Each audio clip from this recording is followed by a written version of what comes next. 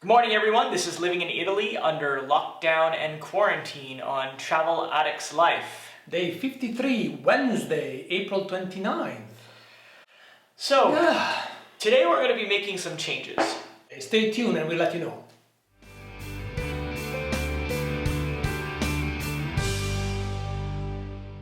Welcome back, guys. So now we decided to do something a little bit different this time.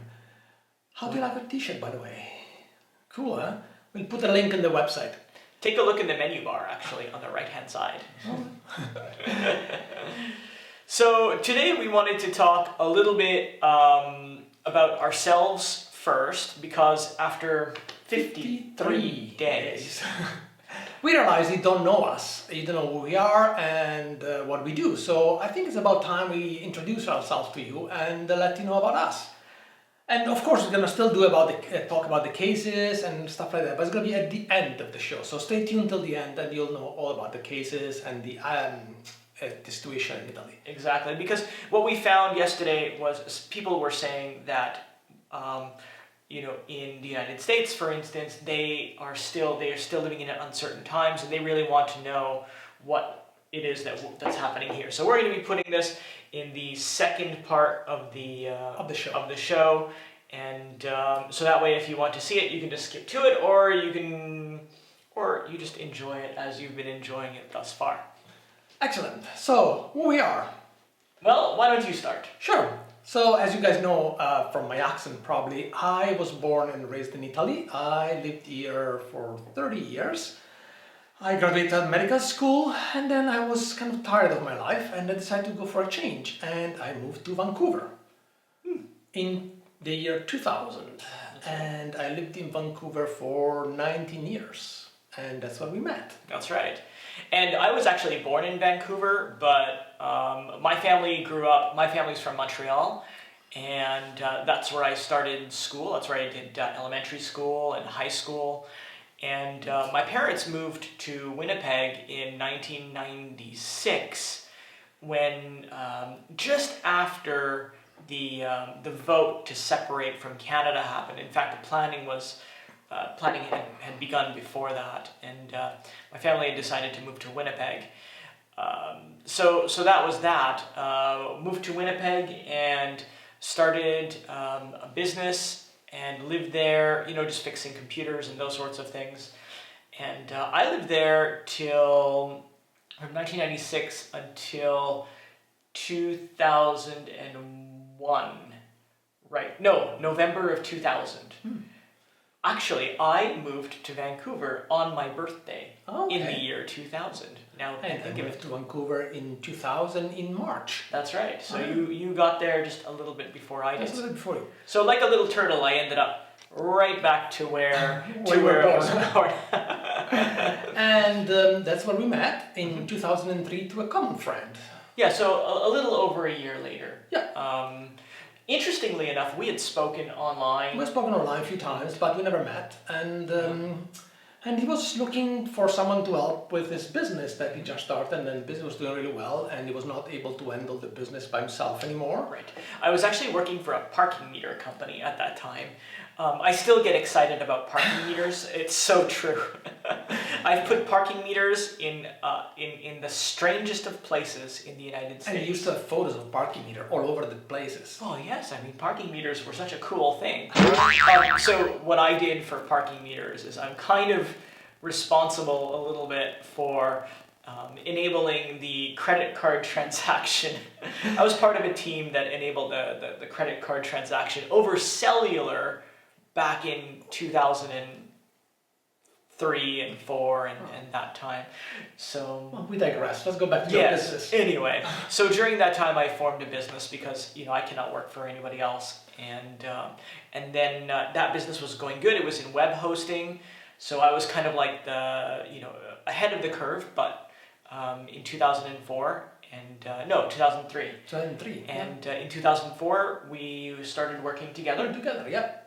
And we worked together ever since. He sold his first business in 2007. Right. That business sold in 2007. And then we formed another business in 2008. Yeah, and then we became partners in business in 2008.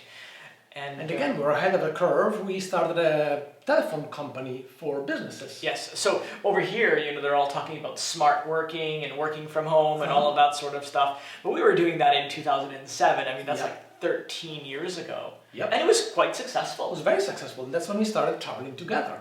Right. At the beginning was for work, for business, and then we started traveling together for business and for fun. And we start coming to Italy at least twice a week. Twice a year. Twice a year, sorry. We started coming to Italy twice a year together, visiting my family and our friends. And then we came to Italy twice a year ever since. Right. And, I developed friendships here over time. I mean, it wasn't something that was, that just happened. This was over time, and I became close with Andrea's family. And so when we ended up actually moving here, for me, I already had, friends and family. Exactly. I already had that network. It wasn't like I was starting. It was not like how you started. No, in exactly. Vancouver. Well, I knew some people in Vancouver before I moved there because I used to go to Vancouver for a holiday. I went there like 4 or 5 times. So I met some people during my previous year and I kept in touch. So I knew some people, not a lot, but a few people. I met it from the past year. So when I moved to Vancouver, it wasn't a complete 360. I didn't know anybody. I knew a few people. But yeah, so we start traveling together, and we travel a lot. Right. Well, we was more and more. Our first trip together as friends was, I think, 2009. 2009. We went to Vegas for CES. Right. And what a ghost town it was. Oh, I know. It was scary. CES was fun. I remember, actually, that was the year that there was ice in the water fountains. Yes, it was really cold. That was weird. And but yeah, the casinos were empty. Yeah. There was nobody playing at the tables, and but we were getting nights for like $15 a night. Oh yeah, it was at like New York. I know, it was incredibly cheap. We became diamond members of MGM in no time because we were able to stay for practically nothing. And after that we sold our second business very successfully in 2014. Just before that we moved in together. And it was a few months before. Yeah, it was just a few months before in 2014. That's when we became a couple. Yeah. Really was in 2014. A lot of people say, we've been acting like a married couple forever. But it wasn't, at the end of the day, I mean, we were very close friends. We were like best friends. And we always said we were like brothers. But 2014 came around, we moved in together, and that was that. And then we sold the business. Sold the business. And we start traveling even more because now we had this... now we have a bit more money. More money. We had some money that we put into investments, and we became able to travel even more. Our first trip was Hawaii. We went in, actually it was that for 2013, we went to Maui for 3 weeks. Right. Yeah, and ever since we practically traveled a lot. That's right, that's right. And our first cruise was in 2015. First cruise together. I had been on 2 Atlantis cruises before that on Royal Caribbean. I've never been on a cruise, but in 2014, after we sold our business, I wanted to do something different to keep myself occupied, so I joined Expedia Cruise Ship Center, and that's what I learned when I learned about cruising, and I was really intrigued about trying a cruise. I've never been on a cruise before. I was like, oh, that's really cool, sounds fantastic. And that's when we decided to take our first cruise. It was in 2015. We went to Alaska together, and we took that cruise in May, and the weather was incredible. I know. We have I put a photo. We have a photo of us in Glacier Bay with the glacier in the background, and we were in the pool in shorts. It was amazing. It was like spectacular. Yeah. That sun was hot. It was really hot. Yeah. So then we started cruising a lot. And cruising more, we discovered that. Actually, that was the cruise that we discovered that we became hooked on sugar. Yes. Yes, we did. The International Cafe. We start discovering how to cruise smartly without gaining a kilo a day. we start cruising more and more to the point that we became elite in 2.5 years, or like really quickly, because we were taking longer cruises and more cruises, and we loved it. And we still went to Italy twice a year, but we're cruising in between trip to Italy, so it's lots of fun. Yeah, definitely. So that's, and then of course in November of 2018, we moved here in Italy, primarily to take care of Andrea's parents. Yep. I don't believe it's a permanent move, but it's certainly, for the time being. For the time being, it's going to be semi-permanently. And we plan on cruising even more when this lockdown is going to be over. Yeah. Well, cruisers are diehards. I know. I was reading they're like Red Sox fans. I know. They're just crazy. The moment a cruise ship will take them on, they'll be there. And we will be there. We will be there. Princess, if you guys are listening, we will be there. You can't get rid of us. Yeah. So maybe we do another show about the moving to Italy. That was an interesting. Yes. In the future. In the future, we'll do something like that, like how we did the move and how easy it is or not easy, and we'll discuss all the little details. Details. It's going to take some planning because we're going to have to remember all of the. That's for another show. Exactly. Yeah, and so this is our story. I hope you enjoyed it, and we will. Do more of these videos in the future, but now we have some business to talk about. Right, well, first things first, as you all know, we're in the race to 1,000, so if this is the first time you've been visiting, or perhaps you've been on the fence about subscribing to our absolutely wonderful content, please go ahead and hit the subscribe button and make us happy. Yes. Because once we get to 1,000, we understand that YouTube is no longer going to treat us like hobbies or hobbyists. They'll finally take us seriously. And we love to receive those notifications on the phone. We have new subscribers. Yes.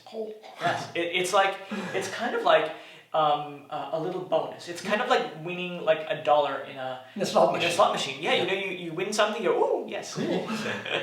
Yeah. So new cases. So I was talking about our curve looking more like a ski slope. It's looking more like the base of a ski slope at the top. Yeah, it's going down, but very slowly. Very slowly. But still going down, which is the important thing. Definitely. What's important is the people in ICU are declining really fast. So there's only 1,600 people in ICU at the moment. 1,863. 1,863 people in ICU from more than 4,000 at the peak. So. Right. And another thing that's really important is that when this all began, approximately 6% of everyone who got sick needed ICU. Today, it's 2%. So that is a 66% reduction. Yeah. So again, I don't know if it's because the older people or those who are most at risk are staying indoors. I think those people are the ones walking around. But maybe there's a lot more who are staying home, or maybe the virus is just getting weaker. I don't know, but those are just those are the stats. There was a research paper done by a team of experts from the Italian government that they did this study, and they discovered that if they didn't do this lockdown release in steps like they decided to do, there would be up to 151,000 people in ICU that were forecasting. So that's probably the reason why they decided to go step by step to let people out. And I think it's a good idea if this is the actual case. Right. At least industries are opening up. Yes. That is the core of the economy, is industry. We love the restaurants, we love the bars, we love our shopping, and those things are important too.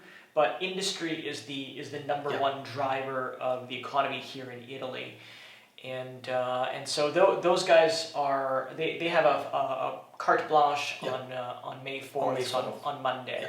And some of them already started yesterday, actually last Monday, to get ready for next Monday when they actually resume production. So that's the important part. So all of this is definitely useful. All of this is definitely important. It's working, and it's a bit boring, but hey, We've been saying all along, keep a schedule, have 5 or 6 things to do during the day, Yep. stick to it, learn something, and you'll get through it. It's Absolutely, absolutely. So don't watch the news all day. Watch us. Don't watch the news all Exactly, day. watch us. Excellent. Or come on Sunday for quarantine cocktail. Right, Sunday at 10 a.m. Pacific, 1 p.m. Eastern. And 7 p.m. Europe. We'll wait for you, and the link is going to be in the description. Guys, thank you so much for watching. We love you. Oh. The fact that you keep watching makes us want to continue creating this content. Fantastic. See you tomorrow. Bye, guys.